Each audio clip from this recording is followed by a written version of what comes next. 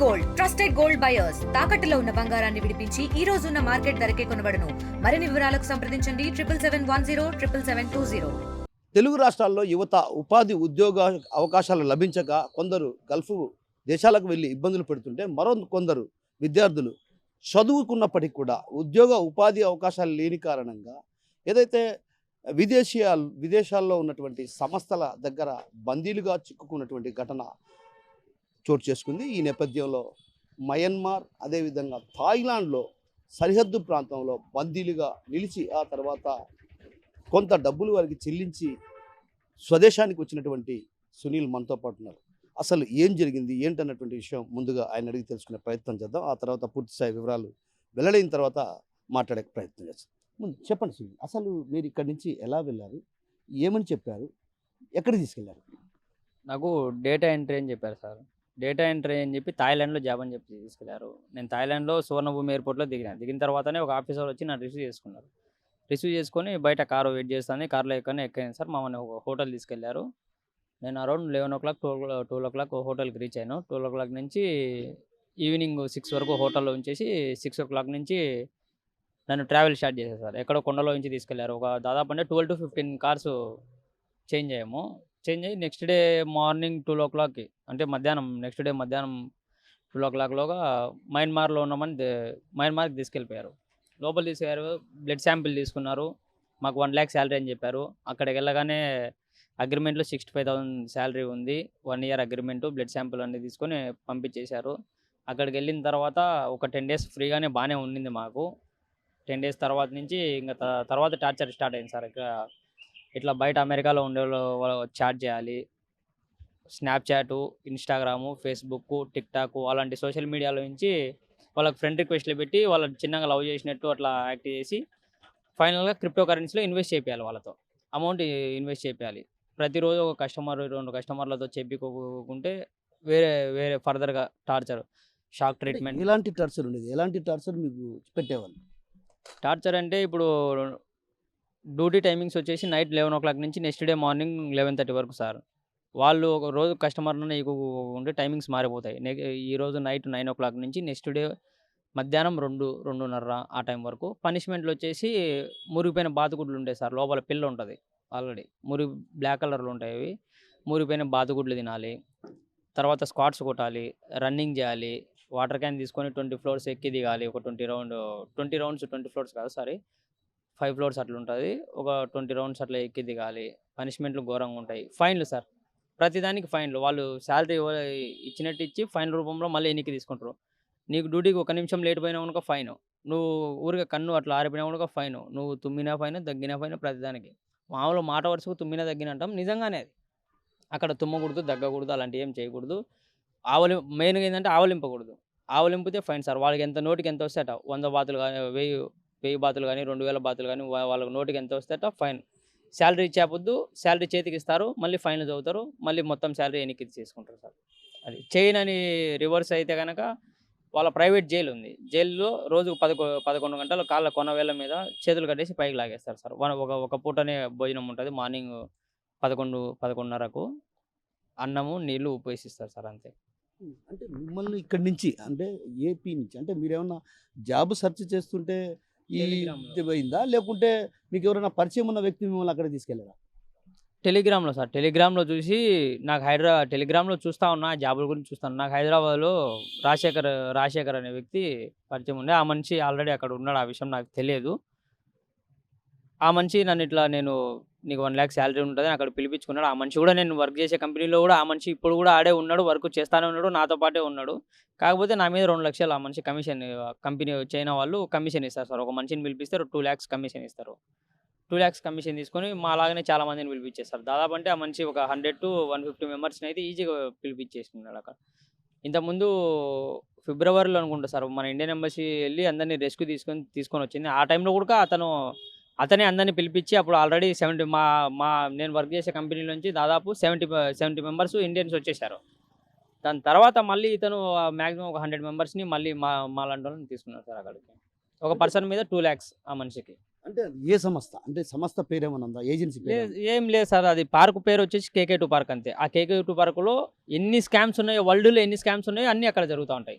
ఎలాంటి స్కామ్స్ జరుగుతాయి అక్కడ? ఇప్పుడు నేను చెప్పాను కదా సార్, ఫేస్‌బుక్, ఇన్‌స్టాగ్రామ్ ఇలాంటి దాంట్లలో నుంచి అమెరికాలో మన ఇండియన్స్ గానీ, శ్రీలంకన్స్ గానీ, నేపాల్ గానీ, బంగ్లాదేశ్ గానీ, పాకిస్తాన్, ఆఫ్ఘనిస్తాన్ ఈ 6 కంట్రీస్ వాళ్ళు మా టార్గెట్ వచ్చి, ఈ కంట్రీస్ వాళ్ళు అమెరికాలో 5 ఇయర్స్ మాక్సిమం 5 ఇయర్స్ ఉండి, వాళ్ళకి ఫ్రెండ్ రిక్వెస్ట్‌లు పెట్టి, వాళ్ళతో చాటింగ్ చేసి, ఒక లవ్ చేసినట్టు వాళ్ళని బాగా ట్రస్ట్ చేసి, మనం నమ్మించుకున్నట్టు చేసేసి, ఫైనల్‌గా క్రిప్టో కరెన్సీ గురించి వాళ్ళకి ఎక్స్‌ప్లెయిన్ చేసి, క్రిప్టో కరెన్సీలో ఇన్వెస్ట్ చేయండి అని డబ్బులు వాళ్ళతో ఇన్వెస్ట్ చేపిస్తే అంతా బాగానే ఉంటది. ఫైనల్‌గా ఇన్వెస్ట్ చేసే డబ్బులు మాత్రం వీళ్ళ అకౌంట్‌లో పడిపోతది. అది వీళ్ళ అకౌంట్‌లో పడిపోతది. అలా రోజుకి ఒకరికన్నా చేయాలి సార్. హ్మ్. ఫస్ట్ చాట్, డీప్ చాట్ అని ఉంటాయి. అలాంటి చాటింగ్స్ వాళ్ళకు ప్రతిరోజు ఒకటన్నా ఇవ్వాలి. అంటే అవతల వ్యక్తులకు మీరు అబ్బాయి అనే విషయం తెలియకుండానే వ్యవహరిస్తారా? లేదు అంటే సార్. వీటికి సంబంధించి ఎలాంటి యాప్‌ని వాడతారు? అదే సార్, నేను ఇప్పుడు చెప్పాను కదా, సోషల్ మీడియా యాప్స్, ఫేస్‌బుక్ అని ఫేక్ అకౌంట్ సార్ మాది. ఒకే పర్సనే, అది ఒరిజినల్ అకౌంట్ కూడా ఉంటది. కానీ ఫేక్ అకౌంట్. మంచి రిచ్ కిడ్ లాగా మేము. మంచి రిచ్ పర్సన్ లాగా మేము కూడా అమెరికాలోనే ఉంటాము. మా దగ్గర మంచి మంచి ఎక్స్‌పెన్సివ్ కార్లు ఉంటాయి. మేము మంచి బాగా ఉన్నోళ్ళం వల్ల ఫేక్ అకౌంట్ క్రియేట్ చేసి ఆ అమ్మాయితో చాటింగ్ చేయాలన్నమాట. ఆ అమ్మాయిని అట్లా నమ్మించాలి. అట్లా. సో, అట్లా మీరెవరినన్నా ట్రాప్ చేశారా? ఉన్నారు సార్, కస్టమర్స్ ఉన్నారు గానీ, నాకు రెడీగా ఉంటే ఒక పాకిస్తాన్ అమ్మాయి ఉండేది. నేను చేయలేను, నేను వచ్చేసాను సార్. హ్మ్. అంటే మీరు రావడానికి అక్కడ డబ్బులు కట్టాలంటారు. ఇంతకు ఎందుకు కట్టాలి డబ్బులు? అంటే వాళ్ళు ఉద్యోగం ఇస్తా అని వాళ్ళు పిలిపించి, ఆ తర్వాత మిమ్మల్ని బందీలుగా మార్చి, మీ దగ్గర నుంచి డబ్బులు గుంజడం ఏంటి అసలు? వాళ్ళకు మ్యాన్ పవర్ అనేది కావాలి సార్ ఖచ్చితంగా. జాబ్ చేయడానికి ఒక 70% అంతా ఆర్టిఫిషియల్ ఇంటెలిజెన్స్ సార్ అక్కడ. 70% అంతా ఏఐ. 30% మాత్రం మేము చేయాల్సిందే. ఏదంటే మ్యాన్ పవర్ కావాలి కాబట్టి అక్కడ లోపల ఎంటర్ అయితే బయటికి రాలేము సార్. అగ్రీమెంట్ తర్వాత కూడా ఇప్పుడు నేను ఫోన్ చేసి కనుక్కున్న, అగ్రీమెంట్ తర్వాత కూడా వాళ్ళని డబ్బులు కట్టమని డిమాండ్ చేస్తా ఉంటారు. అక్కడ అగ్రీమెంట్ అయిపోయినోళ్ళు కూడా ఉన్నారు. వాళ్ళని కూడా ఇప్పుడు సేమ్ ప్రాసెసే, డబ్బులు కట్టమని వాళ్ళేంటంటే అంతా అయిపోయిన తర్వాత మనకి ఎంత డబ్బులైతే, ఒకవేళ మనం ఏదైనా ఓపెన్ బిల్లులు అట్లా మనం స్కామ్ చేస్తే గనక 6% ఇస్తారు సార్ దానిపైన. స్కామ్ పైన 6% ఇస్తారు. మన దగ్గర డబ్బులు ఉందని తెలిస్తే వాళ్ళు మమ్మల్ని బయటికి పంపియరు సార్. వాళ్ళ డబ్బులంతా వాళ్ళ డబ్బులు ఎంత ఇచ్చారో అంతా లాక్కునేంత వరకు మనల్నయితే బయటికి పంపియరు వాళ్ళు. అందుకు నేను చేయలేను. నా వల్ల కాదు అది ఇది అంటే నన్ను 11 రోజులు జైలుకేసేశారు. వాళ్ళ ప్రైవేట్ జైలుకి. జైలు నుంచి బయటికి రాగానే ఒక రూమ్‌లో బంధించేసి, చిన్న బాల్కనీ సార్, బయట వర్షం పడతా ఉంటది. రూమ్‌లోనే బాల్కనీలో బంధించేశారు. ఫుడ్ పెట్టరు. ఫుడ్ లేదు. నన్ను బంధించిన తర్వాత నాకు ఫుడ్ ఇచ్చేటోళ్ళు లేరు. ఎవరిచ్చినా గనుక వాళ్ళని జైలుకి పంపిస్తా అని చెప్పారు. ఫుడ్ లేదు. ఏమన్నా $5,000 కట్టిపో అని చెప్పారు. నేను అదంతా ఎక్స్‌చేంజ్ చేసేలోగా అక్కడ నాకు 5.5 వరకు పడింది. వాళ్ళకు తాయిబాతుల రూపంలో ఇయ్యాలి సార్ మనము. తాయిబాతుల రూపంలో ఇయ్యాలంటే నేను Indian rupees to dollars convert చేసి, డాలర్స్ నుంచి తాయిబాతులు కన్వర్ట్ చేసేలోగా నాకు 5.5 లాక్ వరకు అక్కడ అయింది. మళ్ళీ నన్ను మేసోట్‌లో, వాళ్ళు చిన్న రివర్ ఉంటది. రివర్ దాటిచ్చేసి మేసోట్‌లో ఏసేసారు సార్ బయట. మళ్ళీ ఆ నుంచి నేను అదంతా ఎత్తుకొని అంతా వచ్చేలోగా నాకు అరౌండ్ 7 లాక్స్ వరకు అయిపోయింది. హ్మ్. అంటే మీరు ఫస్ట్ పోయింది థాయిలాండ్ అంటున్నారు. మరి మయన్మార్‌లో అంటున్నారు. అంటే ఎన్ని రోజుల పాటు మీరు ఏ ఏ ద్వారా, అంటే ఏ రహదారి ద్వారా మిమ్మల్ని వాళ్ళు తీసుకెళ్లారు? నేను సువర్ణభూమి ఎయిర్‌పోర్ట్‌లో అరౌండ్ 10:00, 10:30లో దిగేసాను సార్ నేను. అంతే అనుకుంటా. 10:00లోగా నేను అక్కడ సువర్ణభూమి ఎయిర్‌పోర్ట్‌లో నన్ను అతను రిసీవ్ చేసుకున్నాడు. ఒక ఆఫీసర్ వచ్చేసి, ఇమిగ్రేషన్ అయిపోయింది, బయట కారు ఉంది ఎక్కమన్నాడు. ఎక్కాను. ఒక హోటల్‌లోకి తీసుకెళ్లారు. హోటల్‌లో మధ్యాహ్నం 12 గంటల నుంచి సాయంత్రం 6 వరకు హోటల్‌లో పెట్టారు. 6 గంటల నుంచి వేరే కార్ వచ్చింది. ఆ కార్ రాలేదు, వేరే కార్ వచ్చింది. ఆ కారు ఒక 20 కిలోమీటర్స్, 30 కిలోమీటర్స్ అరౌండ్ అక్కడికెళ్ళిన తర్వాత చాలామంది వేరే వేరే కంట్రీ వాళ్ళు అక్కడ ఒక 12 మెంబర్స్ అనుకుంటా మేము మొత్తం. 2 కార్‌లొచ్చాయి. 12 మెంబర్స్. ఆ నుంచి ఒక 15 కార్స్ మారాయి సార్. మొత్తం ఫారెస్ట్ రూటే. ఎటు చూసినా లైట్ లేదు. ఫోన్‌లు మాయి ఉన్నాయి కానీ సిగ్నల్ ఉండదు. ఏమీ ఉండదు. మొత్తం ఫుల్లు వర్షము. దానికి టైర్‌లు కూడా స్లిప్ అయిపోతాయని చైన్‌లో తీసుకెళ్లారు. మాక్సిమం అంటే ఒక 15 కార్లు సార్. నెక్స్ట్ రోజు మధ్యాహ్నం, ఈరోజు సాయంత్రం 6 గంటలకు తీసుకెళ్తే రేపు మధ్యాహ్నం 12 కల్లా మయన్మార్‌కి తీసుకెళ్లారు. ఆ రూట్‌లేంటో అయన్నీ మాకు తెలియదు సార్. అయన్నీ నైటే.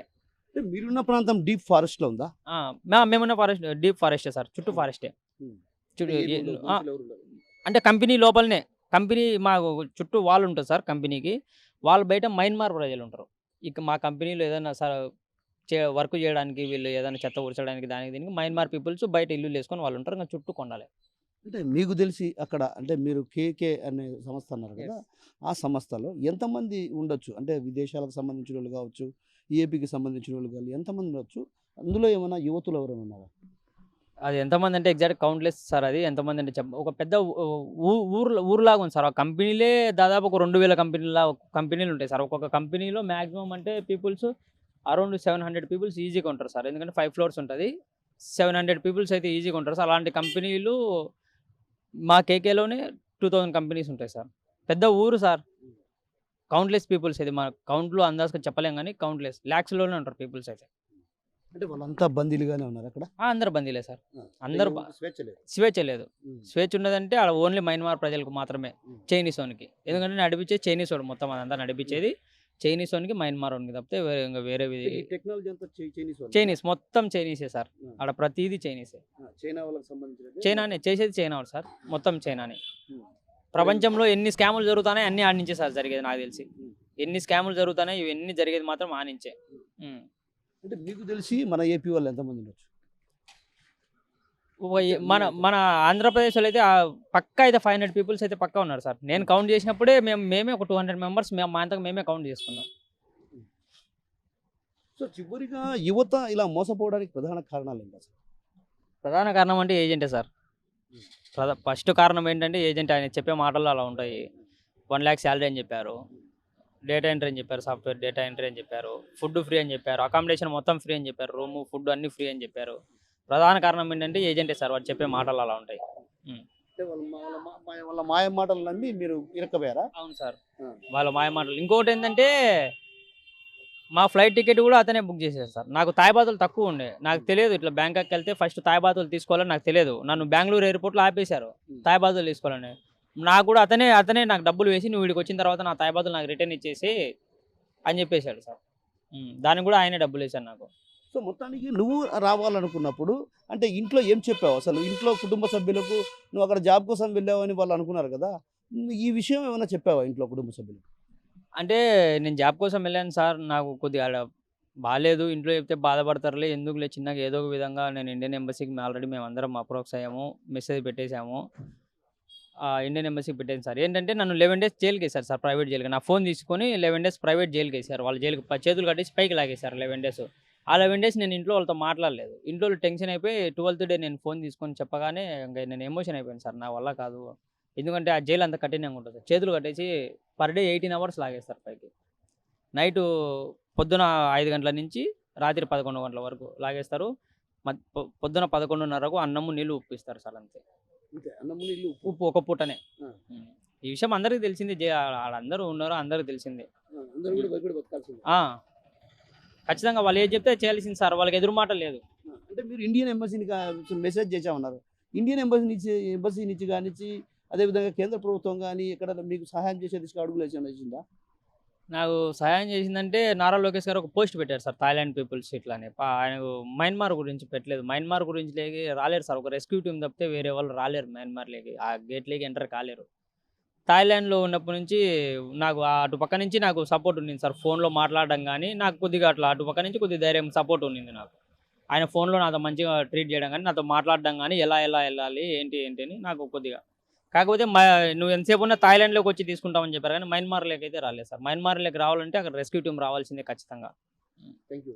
ఓకే. సో మొత్తం మీద రెస్క్యూ టీం ఉంటే మాత్రమే మయన్మార్కు వెళ్ళే పరిస్థితి ఉంటుంది. మేము థాయిలాండ్ కానీ మమ్మల్ని తీసుకెళ్లారు. అక్కడ డేటా ఎంట్రీ ఉద్యోగం అని తీసుకెళ్ళిన తర్వాత ఆ తర్వాత మాతో చేయించినటువంటివన్నీ కూడా ఘోరమైనటువంటి విషయాలు. ఇలాంటివి ఎవరూ చేయరు. ఎందుకంటే వాళ్ళ చైనీస్కు మంచి టెక్నాలజీ ఉంది. ఏఐని ఉపయోగించి ఏ వ్యక్తి అయితే ఉంటారో ఆ వ్యక్తిని పోలినటువంటి అంటే ఒక రకంగా అమ్మాయి అయితే అమ్మాయిలాగా అక్కడ ఏఐ ద్వారా మారుస్తారు. ఇట్లా ఈ విధంగా దాదాపు మన ఏపీ నుంచే 500 మందికి పైగా తెలుగువారు ఉన్నారంటే ఆశ్చర్యం వేస్తుంది. అయితే ఇక్కడ వాళ్ళంతా కూడా బందీలుగా ఉన్నారు.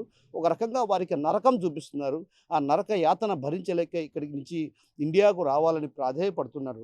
అయితే మరోవైపు ఏదైతే ఈ అంశం పైన ఇప్పటికే కేంద్ర మంత్రి బండి సంజయ్ కావచ్చు, అదేవిధంగా కేంద్ర మంత్రి రామ్మోహన్ నాయుడు కూడా ఇప్పటికే ఏదైతే ఏపీకి సంబంధించినటువంటి విజయనగరం ప్రాంతానికి చెందినటువంటి 2, అదేవిధంగా విశాఖపట్నం చెందినటువంటి వారు 3, అన్నమయ్య జిల్లాకు సంబంధించినటువంటి వారు 3, ఒక జగిత్యాల ఇతరత్ర ప్రాంతాల నుంచి కూడా వారంతా కూడా బంధువులు కూడా అక్కడికి వెళ్ళి ప్రాధేయపడుతున్నటువంటి పరిస్థితి కనిపిస్తుంది. మరోవైపు నంద్యాల ఎంపీ శబరితో పాటు అటు ఏదైతే డిప్యూటీ సీఎం పవన్ కళ్యాణ్ వీళ్ళందరినీ కలిసి మొరబెట్టుకున్నారు. అదేవిధంగా నారా లోకేష్, అదేవిధంగా జిల్లాకు సంబంధించినటువంటి మంత్రి మండిపల్లి రాంప్రసాద్కు మొరబెట్టుకుంటున్నారు. వీళ్ళంతా కూడా కేంద్ర రాష్ట్ర ప్రభుత్వాలతో చర్చలు జరుపుతున్నారు. అంటే ఒక రకంగా ఆ ప్రాంతంలో అడుగు పెట్టాలంటే ఖచ్చితంగా రెస్క్యూ టీం అయితే అవసరం. ఆ రెస్క్యూ టీం ఉంటేనే అక్కడికి వెళ్ళగలం, లేకుంటే వెళ్ళే పరిస్థితి ఉండదు. అంటే వీళ్ళ పని అంతా కూడా ఇక్కడ నుంచి వెళుతున్నటువంటి యువతకు ఇక్కడ డేటా ఎంట్రీ అని చెప్పి ఆ తర్వాత వీళ్ళతో చేయిస్తున్న పనులు ఏంటంటే కేవలం యువతులను ట్రాప్ చేయడం. అంటే యువతులను ట్రాప్ చేసి తమ వలలో వేసుకొని ఆ తర్వాత వారి ద్వారా ఏదైతే గేమ్కు డబ్బులు అంటే ఈ డబ్బు కూడా వాళ్ళ ఖాతాలోకి జమ అవుతుంది. ఇలా చాలామంది దాదాపు కొన్ని వేల మంది అక్కడ బందీలుగా ఉన్నారు. ఇప్పటికైనా కేంద్ర రాష్ట్ర ప్రభుత్వాలు స్పందించి వేగవంతంగా ఈ రెస్క్యూ టీం ద్వారా ఆపరేషన్ చేస్తే మాత్రం ఖచ్చితంగా కొన్ని లక్షల మంది కూడా అంటే వేలాది సంస్థలు అక్కడ ఉన్నాయి కాబట్టి కొన్ని లక్షల మంది కూడా అక్కడ ఉండే అవకాశాలు ఉన్నాయి కాబట్టి కేంద్ర రాష్ట్ర ప్రభుత్వాలు దీనిపైన చొరవ తీసుకొని రెస్క్యూ టీంను అక్కడికి పంపించి ఆపరేషన్ చేస్తే మాత్రం ఖచ్చితంగా అక్కడ జరుగుతున్నటువంటి ఘోరాలు వెలుగు చూసే అవకాశాలు లేకపోలేదన్నటువంటి విషయాన్ని మనతో పాటు చెప్తుంటే మరోవైపు బంధువులు కూడా ఏదైతే ఈ వ్యవహారం అంటే ఒక రకంగా సాఫ్ట్వేర్ని ఉపయోగించి అంటే టెక్నాలజీని ఉపయోగించి యువతులను ట్రాప్ చేయడమే వలగా వేసుకున్నటువంటి నేపథ్యంలో కూడా కేంద్ర రాష్ట్ర ప్రభుత్వాలు దీనిపైన ప్రత్యేకంగా దృష్టి సారించాల్సిన అవసరం ఎంతైనా ఉంది. తెలుగులో న్యూస్ కి ఫాస్టెస్ట్ యాప్ ఇప్పుడు టోటలీ న్యూ అవతార్లో జస్ట్ 5 సెకండ్స్ లో కంప్లీట్ న్యూస్, సోషల్ మీడియాలో ట్రెండ్స్ కి one stop solution, live TV app voice search option తో ఇప్పుడే డౌన్లోడ్ చేయండి లేదా అప్డేట్ అయిపోండి. యాప్ లింక్ డిస్క్రిప్షన్ లో ఉంది.